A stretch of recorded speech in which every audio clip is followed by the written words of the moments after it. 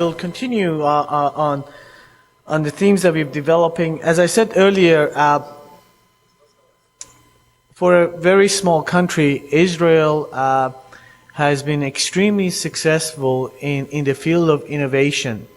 And one particular university has been recognized worldwide for its innovative approaches in the area of medical technologies. And that's Technion University in Haifa. Almost every large company has had some dealing with Technion because of the new ideas they have incubated and has emerged. It's not surprising that some of the incredibly new companies that have come, and now maybe we know them as US companies or Canadian companies, they originated in Israel and often at Technion. One of the people who has been very instrumental in creation of the incubation capabilities at Technion is Professor Doron Kopelman. Doron is the professor of surgery at Technion and has been really one of the founders of the incubation sort of platform at Technion to lead to creation of a number, and I mean a number of new startups, some of which are now more international than startups. But he's going to tell us a little bit about their approach in Israel and particularly Technion, which has led to this significant success. And I think it's important for some of us who work at the university level, or I mean, there are people here who are members of the university council, and I think it's important for them to see how Technion has been able to emerge. Doron himself is a very capable surgeon, very innovative in his approaches, but it's more about how he has helped in that whole process that we would certainly invite him to talk about the success that he and his group at Technion has achieved and what they have been able to do. Doron, thank you.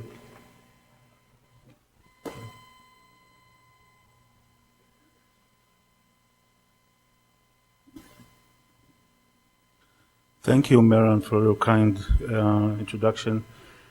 And let me first thank the wonderful staff of the Center for Surgical Innovation for the help. And thank you for the opportunity to be part of this visionary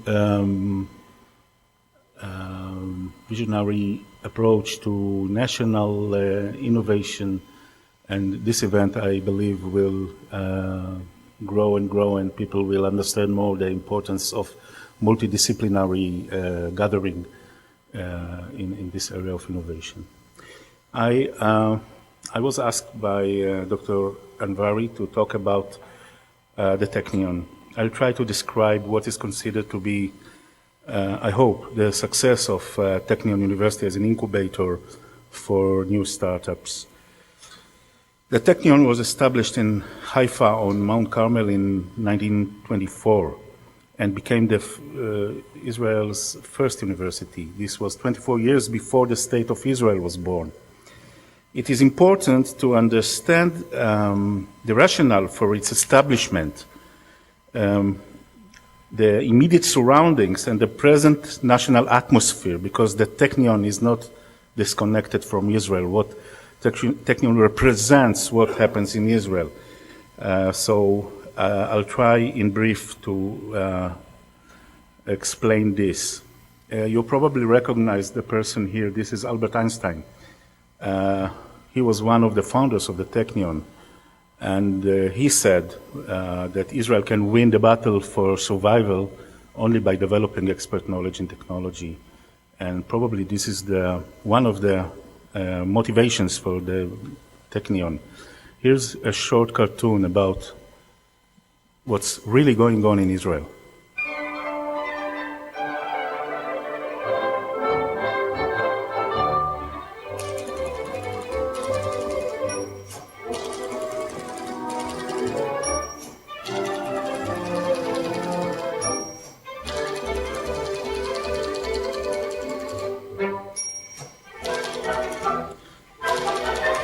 Okay, you got the idea. Israel is a boiling pot of water. Everywhere you go, where it is in the evening when you invite friends over to dinner, or in the lunch breaks, or even in the buses and trains, you hear youngsters, children, talking about their own exit, their own startup, their own ideas, their own patents. It goes from young children to elderly professors. Everywhere it's boiling in the minds of people. The Economist wrote that Israel now has more high-tech startups and a larger venture capital industry per capita. And many facts that I'll bring here are per capita, because we are only 7 million people in the country, than any other country in the world.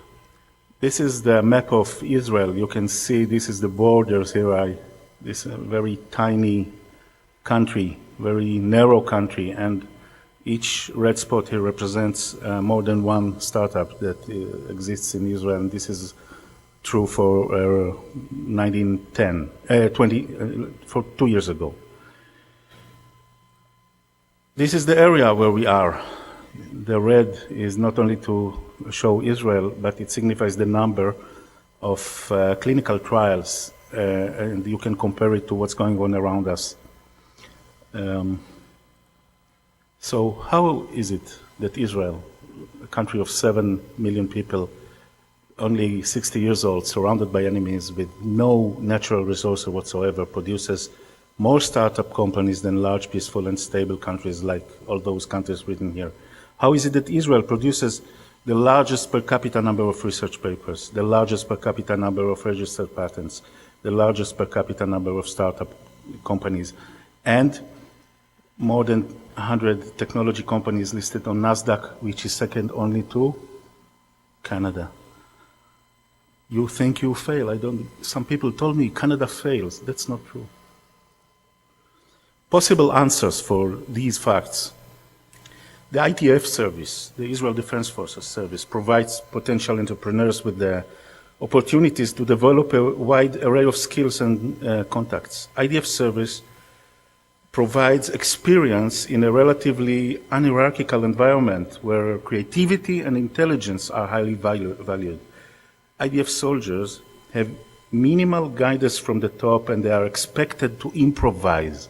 Improvisation is a strong point in Israel and a weak point in Israel. Sometimes it causes disorder, but improvisation is the heart of things. If you're a junior officer, you call your higher-ups by their first names, and if you see them doing something wrong, you are expected to say so. Neither ranks nor ages matter much. Being a country of immigration, immigrants are by definition risk-takers. A nation of immigrants is a nation of entrepreneurs. From survivors of the Holocaust to Soviet regime refugees, through the Ethiopian Jews who came to Israel recently, the state of Israel never ceased to be a land of immigration. That might be one force that drives this reality. Additional factors would be probably a certain sense of dissatisfaction with the current state of affairs, and I want to stress the last factor, which is governmental policies that are friendly to startups, and I'll describe them. In short, 4.7% of the global domestic product of Israel is invested in R&D. We are first ranked. Look at Holland, look at the United States. 4.7%. The number in Canada I saw this morning, Dr. Anvari presented, was around 2%. This is a leading force.